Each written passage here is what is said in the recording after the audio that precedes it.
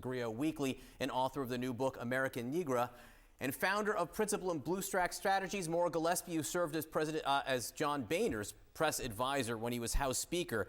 We just got this opening statement, which Robert Hur, who, by the way, is no longer special counsel, no longer works for the Justice Department. He is a private citizen.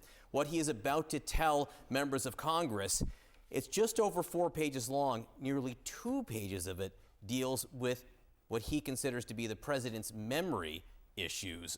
Maura, how do you think this will go down this morning? It's really interesting given the fact that he did resign last night. I think that does throw things into question, and people are questioning his credibility in that regards because he's not under the same protections as he would have been coming in as a private citizen. That being said, it is interesting. He did spend so much time on the president's memory in defending himself, essentially, from the backlash he received. But he received backlash from both sides of the aisle. You know, Republicans were angry that he didn't go far enough, that he found him to have done no wrongdoing, and Democrats are upset that he was called out to have a poor memory and of being an older man. I mean, the fact that he is older is just fact. He had an ad out yesterday that talked about it. He is not young. So I don't know that it's necessarily in the Democrats' best interest to be so up in arms about the, report by Robert Hur, but it'll be interesting to see how he defends himself today. You know, there was a report in the Wall Street Journal, Natasha, that he wanted to take down the temperature. Hur wanted to go to Capitol Hill, take down the temperature surrounding this today. Not so sure. Not so sure that's going to happen here. I'm not surprised. I mean, I think that's what happens when people call you out, right? There are a lot of people who felt like that testimony about Biden's age was unnecessary, that he didn't have the credentials to make that assessment.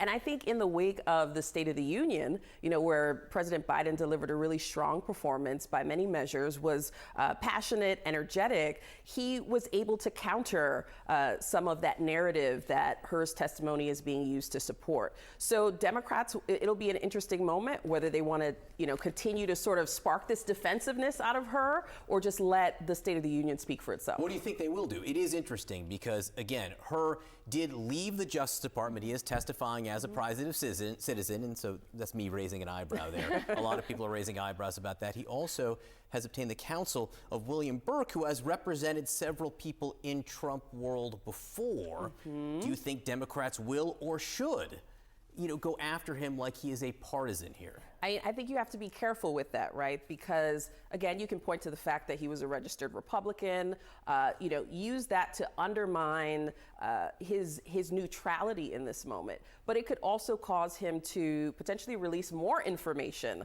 about President Biden or draw attention to parts of the report that maybe haven't gotten as much conversation in the public. So anytime you put someone on the defensive, I think you have to be ready for whatever comes with that. So again, fine line here in terms of how much they want to attack him. You can bet that Democrats will ask her as many questions as they can about Donald Trump's handling of classified documents and the difference between the Biden and the Trump case. It's interesting. And again, this is the opening statement, 4 pages in a paragraph long, 2 pages deal with President Biden's memory. There's one teeny tiny paragraph here where he brings up Donald Trump in the opening statement.